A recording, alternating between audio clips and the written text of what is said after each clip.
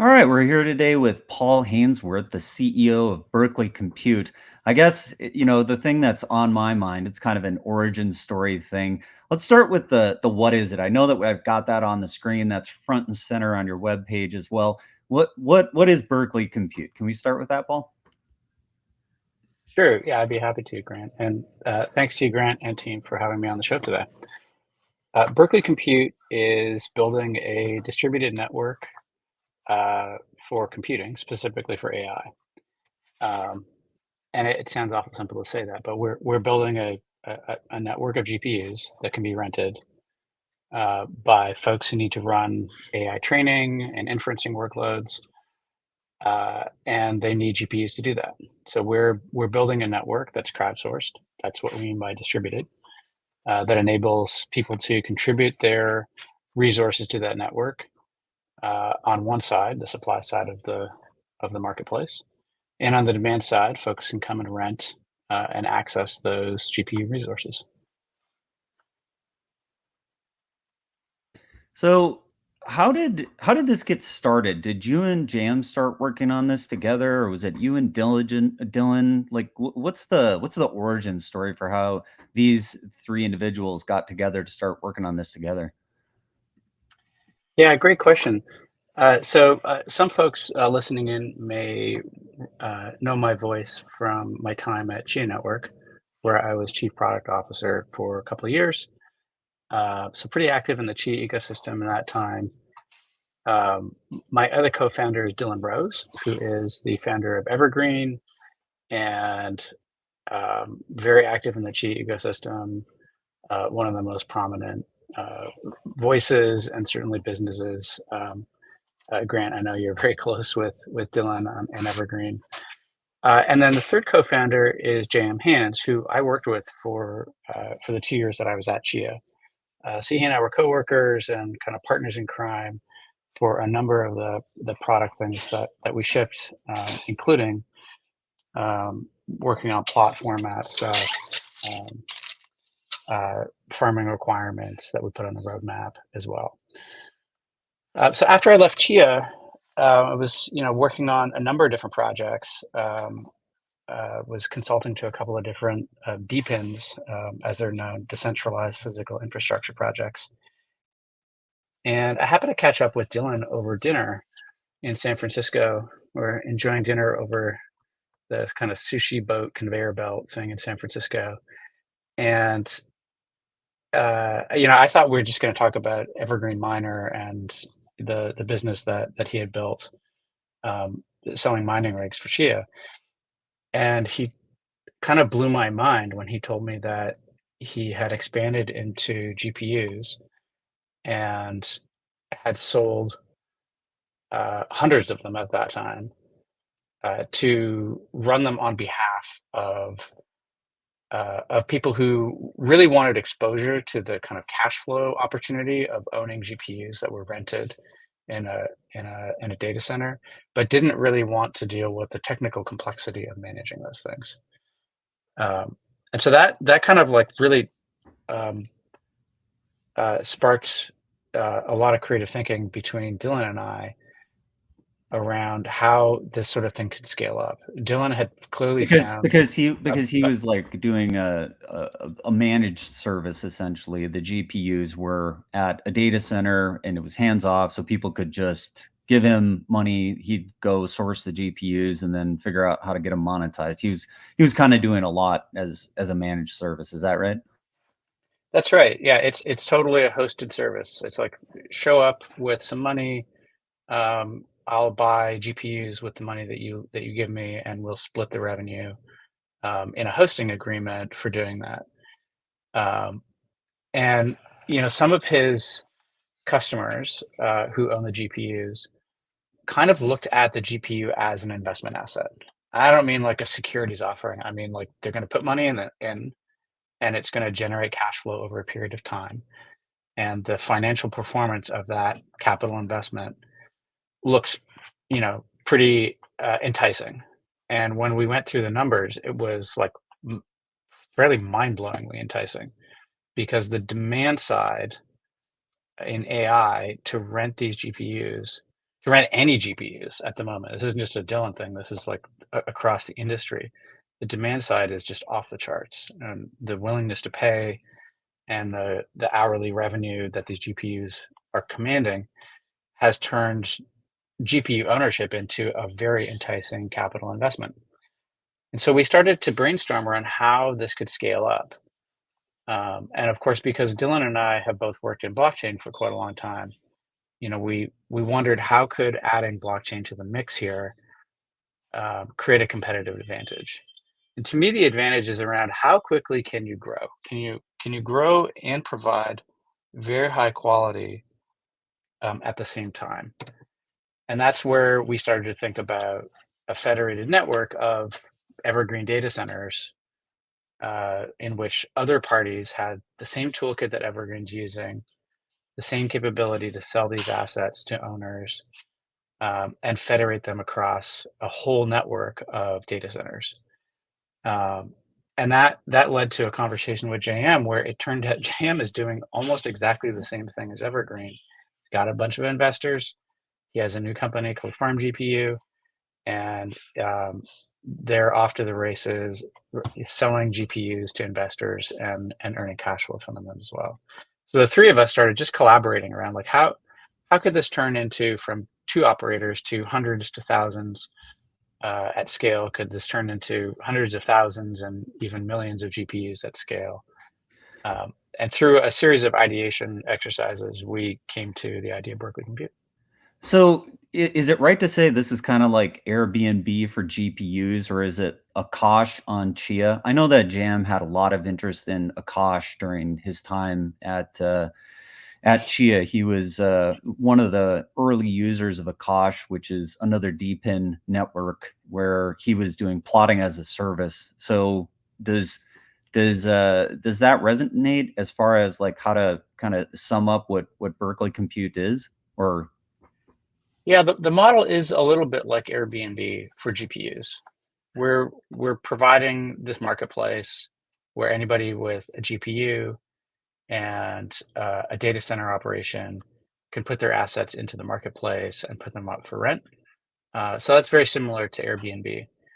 We're also very focused on building great tools for providers. These are data center operators, providers on the network to run a business, to crowdsource capital by selling GPUs, tools for managing those GPUs, the income stream by enabling them to plug into the marketplace that we're building, so that they can really focus on what they do well, which is you know running very, very high quality data center operations, which it turns out is a critical thing for folks who want to rent cloud computing.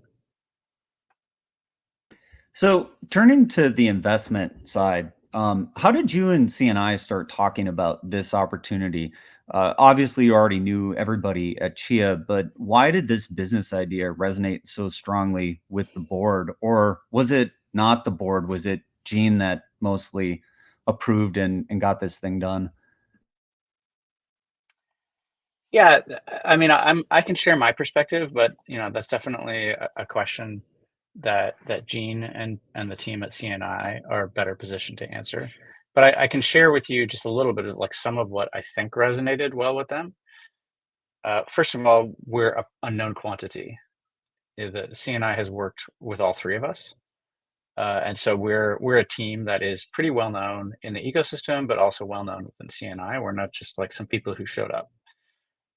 I think a second part is that we have some conviction that there are some unique things about the Chia ecosystem that can make Berkeley Compute successful.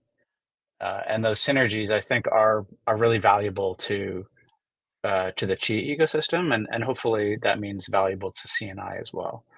One of those is that of the more than 50,000 farmers in the Chia ecosystem, we think there are at least thousands that are running in data centers.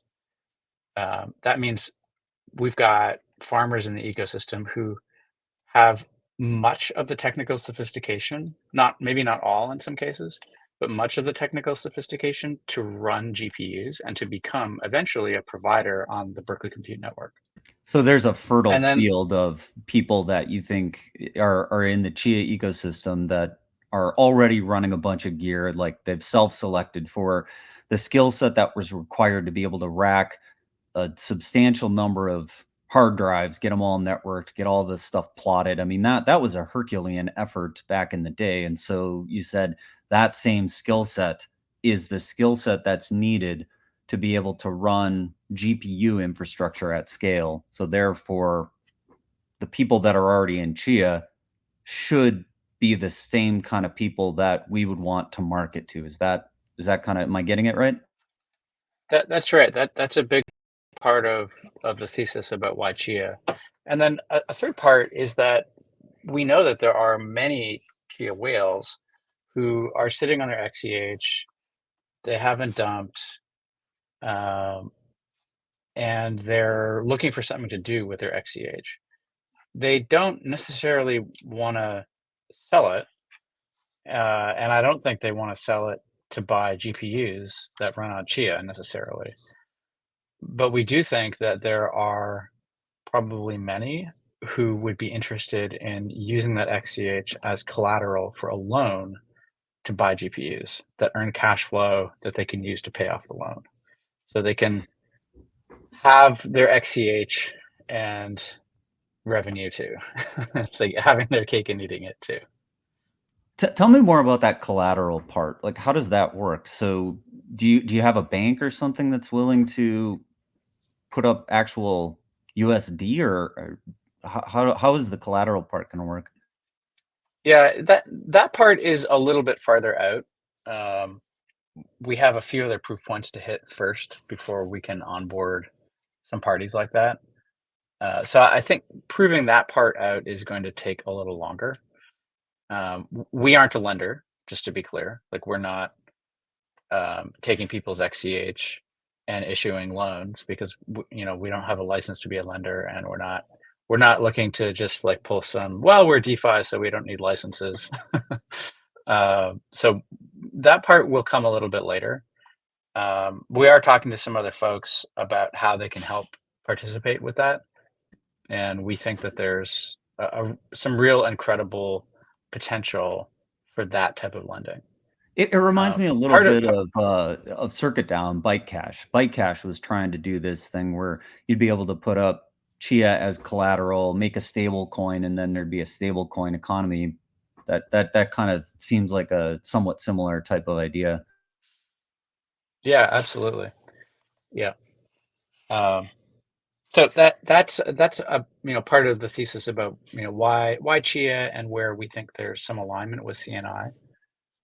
And also we aren't starting from zero, where we have as a federated network of data centers, we're starting with two data centers, Evergreen and Farm GPU. We have almost 1,000 GPUs between them, several $1 million worth of hardware, and a similar volume of top-line revenue flowing over those assets.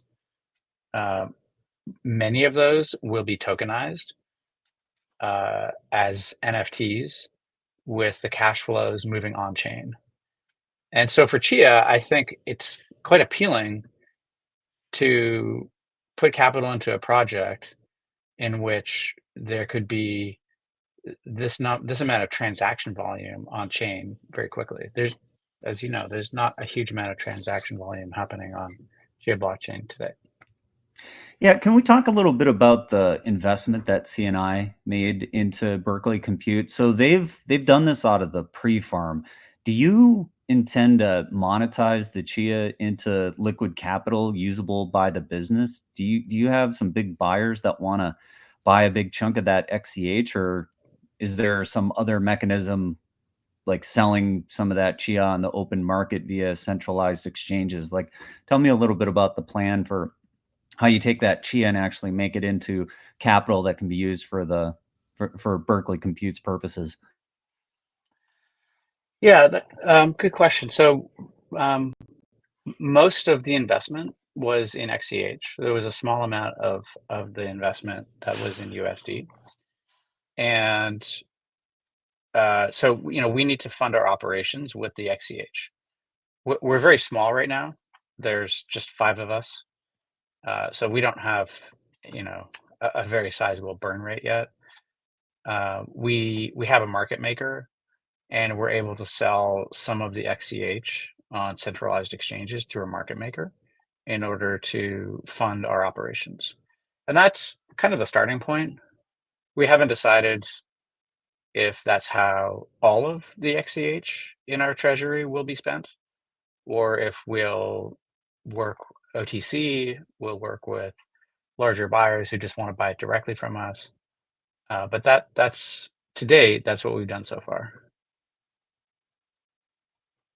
And when we're thinking about this, your business and the amount of money that you just raised with CNI, how did the number of $5 million come into play? Like, is there like an intended use of proceeds as far as what you're planning on doing? Is it building a big software development team? Are you buying additional GPUs? Or help us understand like what the $5 million does for Berkeley Compute in the longer term, or even in the short term. Sure. Yeah. Almost none of our capital will be used to buy hardware. We're not trying to compete with providers or GPU owners on the network by, buying and racking hardware ourselves.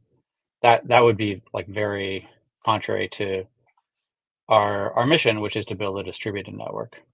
Most of the capital is focused on hiring and building out the team to build the protocol.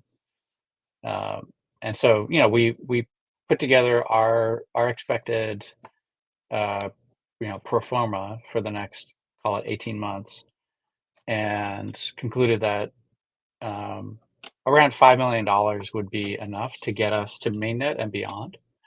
Assuming the happy path plus 6 months in case things go sideways on the development process, or there's some reason why we just can't mainnet or do our token generation event in that time period. So we gave ourselves a buffer, and that came out to about $5 million.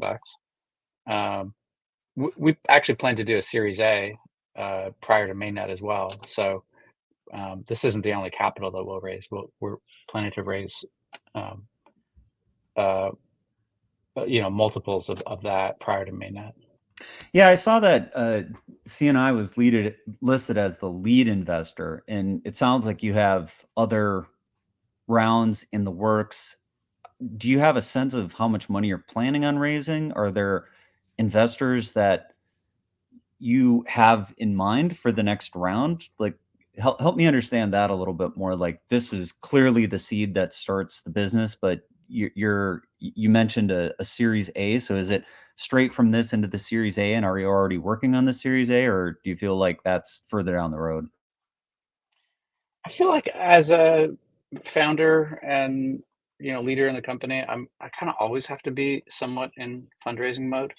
But the mode we're in right now is 90% building, 10% fundraising, and that 10% is talking to some people who didn't get into the seed round, starting to have conversations with folks who would be a larger strategic player in the next round. Um, and because we're realistically probably 4 to maybe 6 months away from aggressively going after closing that round.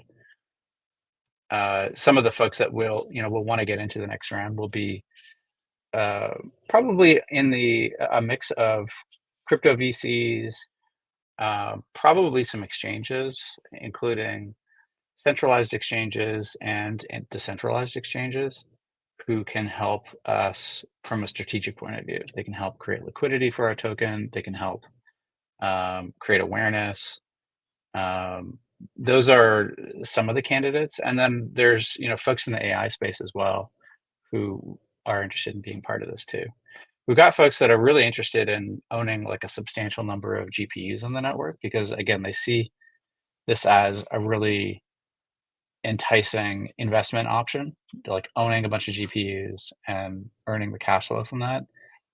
But some of the folks that are much more into crypto also recognize that there's value in being an early investor in the network too. So when I first heard that Berkeley Compute was getting going, I noticed that there was a bunch of technical docs that you guys put out. And in the technical documents, when I first read through it, I noticed that there wasn't mention of Chia or Chia asset tokens or a lot of other Chia specific terms. Is that because you guys were considering other chains when you first got together, or did CNI win you over like after you had further conversations and had approached them? I think the the approach that we're taking is similar to something we talked about just before we started this call, starting with the widest lens possible, and zooming in from there. And to us, the widest lens possible is what do customers want, what do customers need, what's a model that will help us grow as quickly as possible. And from that point of view, the specific chain selection or NFT standard that we're going to use or wallet protocols, like those are much lower down on the list of figuring out how do we build something that customers really want to use. And that's why in our initial light paper, we didn't go into those details. Um, and that's pretty common and for a lot of DePINs to not specifically get into those details initially. We're really trying to build um, we're trying to build a business here, and that sort of comes first. Well, I mean, it does come back to a question that I had asked earlier, which was I know that Jam had a lot of interest in Akash, and Akash was something that he's worked with quite a bit. And so Sure. I'd imagine it at least came up that, you considered, well, should we just launch this thing on Akash versus on Chia? And that's why I got pretty, curious about this particular choice because I just know how long Jam's been working with those guys. Like he had plotting as a service very early, and I know that some of the stuff we did at Evergreen where we were working on, one-click farming, there were components where we kicked around the ideas of how could we actually get to one-click farming? How could we do retail payments? Should Akash be in the mix, or is it something to re-implement on Chia? There were these conversations that we had internally when we were thinking about how to pull some things off. And so I was just curious about, again, harkening back to the origin stories, if these were any things that came up when you started with that big wide angle. You're starting with what do the customers want? How do we make a successful business?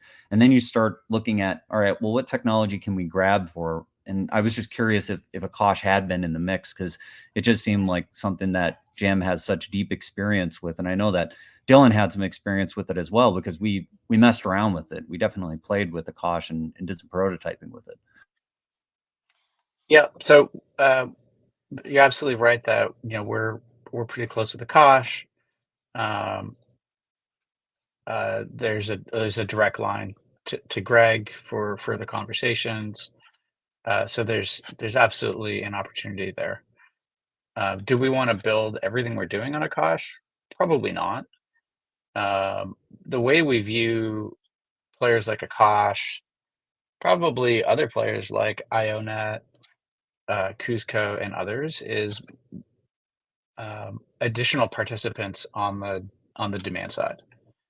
Um, when I think about the demand side for Berkeley Compute, it's really at least three types of demand side participants. One is um, people being able to come directly and rent compute directly through a Berkeley Compute marketplace. A second is the providers themselves can sell and rent the GPUs. And a third is marketplaces that already exist can plug in. So we want to make it really easy for existing marketplaces, whether it's Akash or Web2 players like RunPod, to be able to plug into our supply side and directly access that. And so, like, we wouldn't want to just pick Akash and that's it, and cut off the rest of the marketplace ecosystem. We want to be able to enable others to plug in and use the supply side that we've got as well. I'm envisioning like a federated model where there's like a disparate ecosystem. You mentioned a couple players, Akash, obviously the one that I brought up, but you also mentioned RunPod. Is that like a do they supply the actual demand side, or do you directly have a lot of the demand side? I know that you spoke to that it seemed like there's a lot of this demand, and I know one thing from my dealings with Akash, the reason that they were very excited about Chia in the early days is because they had a lot of supply, but I think they were missing the demand. Like they were really struggling to say, well, who needs this compute? But maybe now with AI, it's just such a tremendous demand that it's not a there's oversupply, there's an actual undersupply problem. Would you characterize the market that way? Is it there's not enough GPUs to go around? I'd characterize it as there is a massive amount of demand for high quality compute, and there appears to be not as much of an appetite for lower quality and high friction compute. So the lower quality includes um, I've got a GPU in my basement that I run on my gaming rig, and I can contribute it to the network when I'm not playing games on my machine. We haven't seen a lot of demand for that. Like, I don't mean within Berkeley because we're not going after that, but we've looked at other players in the market who are trying to do that. Like, I've got this stranded asset, I can put it up for rent. We just haven't seen that there's a ton of demand. There's a bunch of demand among Web3 token holders to add that. Like, they want to add that resource so they can earn tokens, but that the actual demand to rent those resources doesn't seem to be super strong. Um, Is there a but if synergy with storage? Is there a synergy with storage as well? Like, is it where the people who have the demand for GPUs, do they also need storage to sit next to it? Or is it that they're computing stuff and then immediately shipping the results off wherever it needs to go, and they're capturing what the GPU is capable of delivering for, I think you mentioned training and inference. So is it that they compute what they need and then it's immediately just shuttling off the network? So is it a lot of outbound bandwidth that's the right mix for people that are considering getting involved? well, there's definitely a demand for storage. If you're doing a lot of training, even if you're going to use RAG, you need volumes to store data, and then you want it to persist. And so there's definitely a synergy with the Chi ecosystem and the massive amount of storage people are sitting on. I think that the storage demands for AI are like a drop in the bucket compared to the storage capabilities of the Chia network. We're up to around 20 exabytes right now. Um, and so that just dwarfs the storage demands for AI at the moment. Maybe that will change.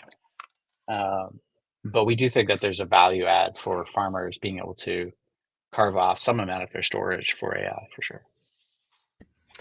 And is it that the storage is needed in the long term, or is it more a scratch pad for what's happening with the GPU? Do you have a sense of like the amount of storage that makes sense to have next to the GPU? I mean, you're 100% right. The amount of storage that's available on the Chia network, I mean, it's an incredible amount of storage. And if you think about like what has been amassed, obviously this storage is being used by the consensus mechanism of Chia, but I do think about how people who are in Chia can start to think about dropping some amount of their storage onto these different ideas. You've got what is going on with the decentralized internet project by Michael Taylor.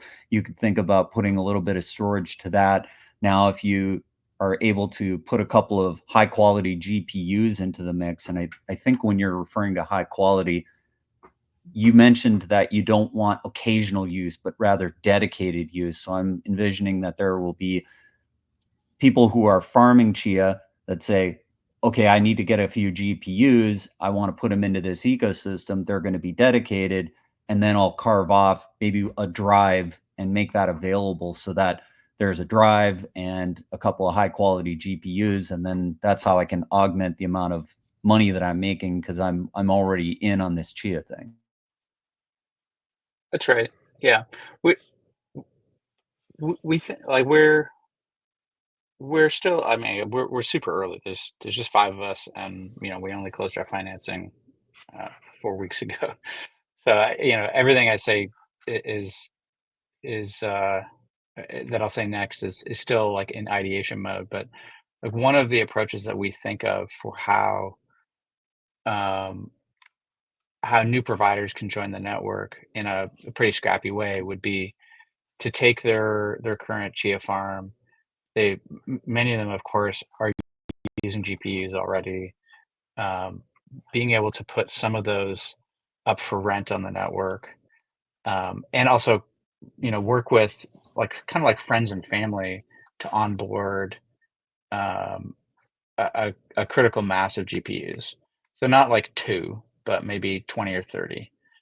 Are the And GPUs that people use to plot and that they're using for decompression, or are they the kind of GPUs that you need? Is it, or are people looking for specific models? Is it like they want the 4090s and the H100s, or do you need to have, any kind of card? It doesn't matter. Is there a equivalent of on Bitcoin, it's the amount of hash power that you've got. Is GPUs similarly spec'd where it doesn't matter the model, but rather just the amount of throughput you've got? yeah, it's a good question. Mostly, it is consolidating around a specific model of GPU. So if you check out RunPod or Vast, where as a customer you can browse through the resources to rent, front and center is the model that you're renting. Like that's what people are looking for. And there, so the NVIDIA 3090 and 4090 cards are very popular, and they're very cost effective relative to their compute power. There are some cards that are spec below that, but it's not just like an anything I've got laying around kind of thing. And we expect that as things mature, the 3090s will stay competitive for some time. It's kind of remarkable that I think they're 5 years into their life cycle and they're still pretty competitive, which is why you see so many of them up for rent still. Um, but 3090, 4090 will probably be the standard that you see. And when we announce the first set of GPUs that are up for sale in Berkeley Compute, you're going to see that most of them are going to be 4090s. There will be almost certainly some H100s as well. Those are just much more expensive, and we want to test price points for what people are willing to, on the supply side, what people are willing to buy.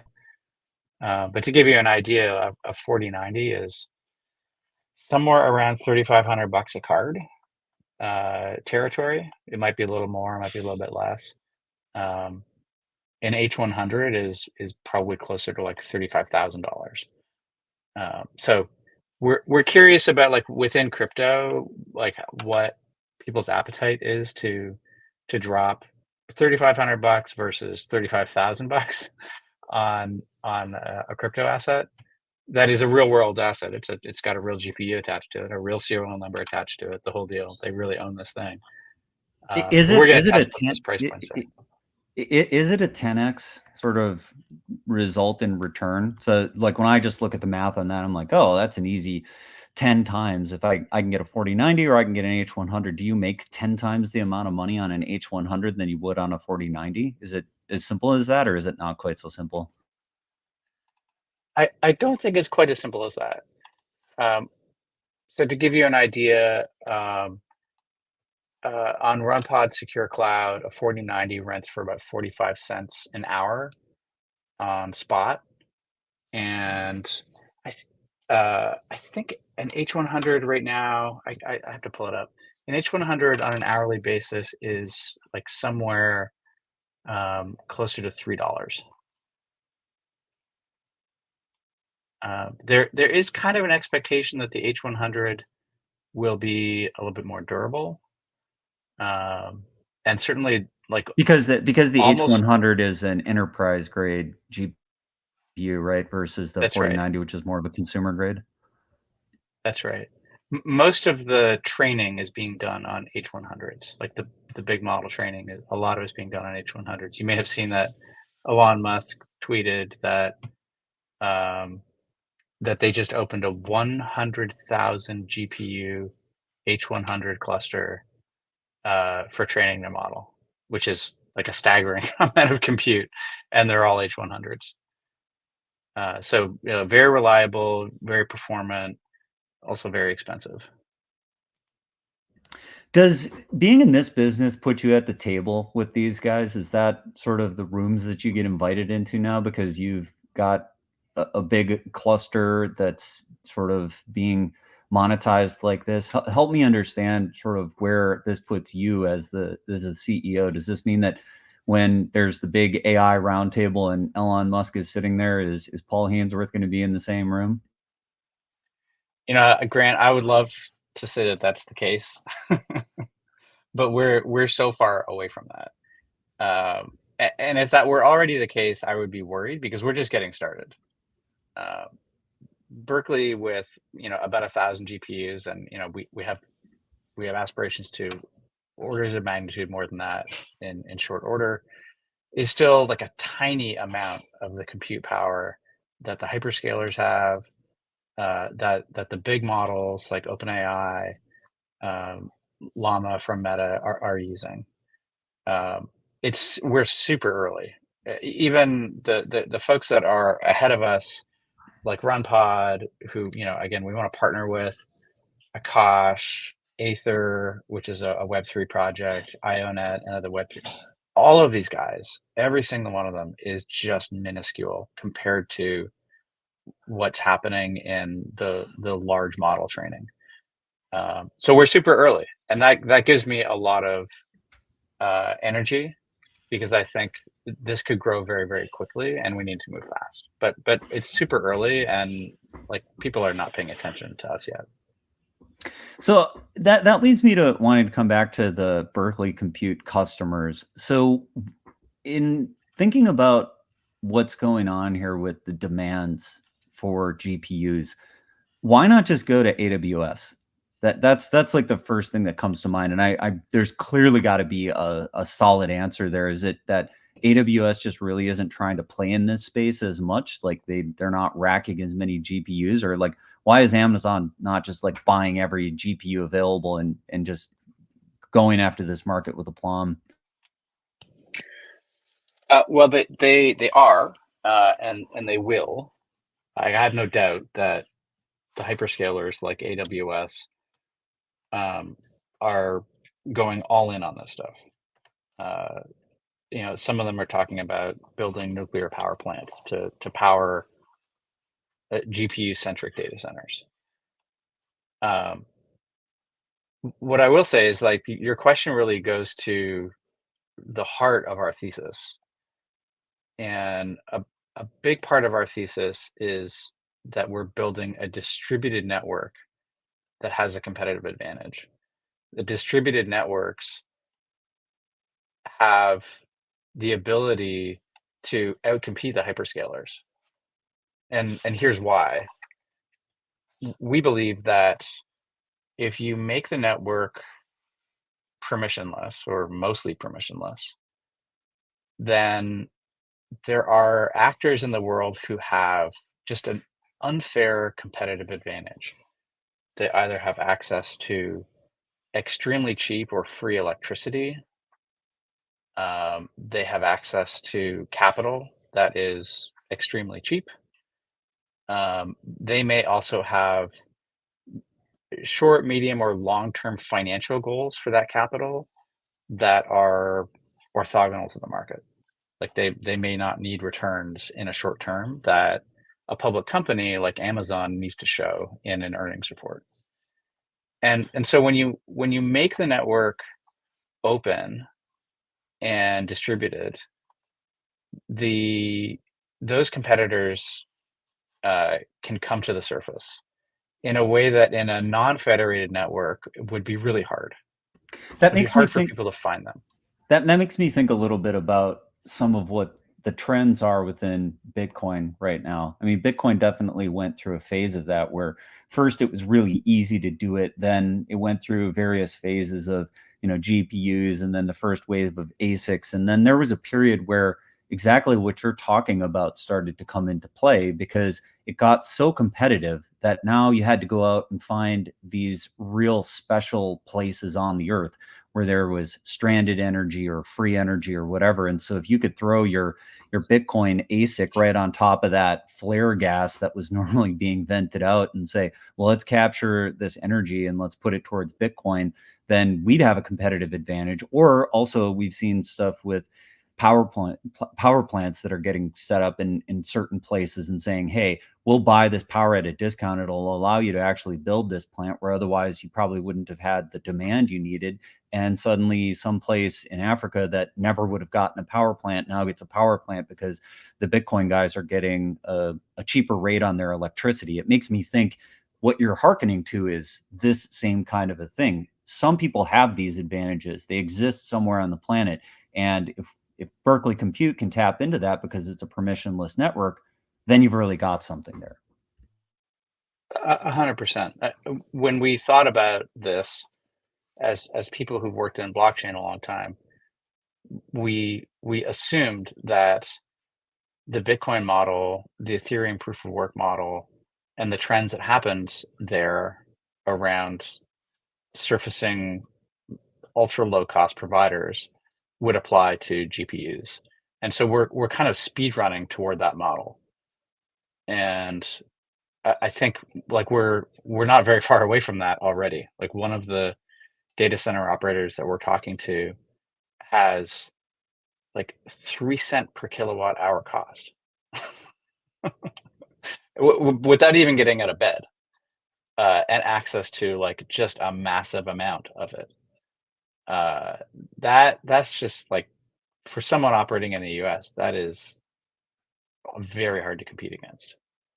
Um, and by providing the tools to that data center and others like it that make it really easy for them to get into this space, they can focus on what they do really well, which is running an extremely efficient, very reliable data center operation.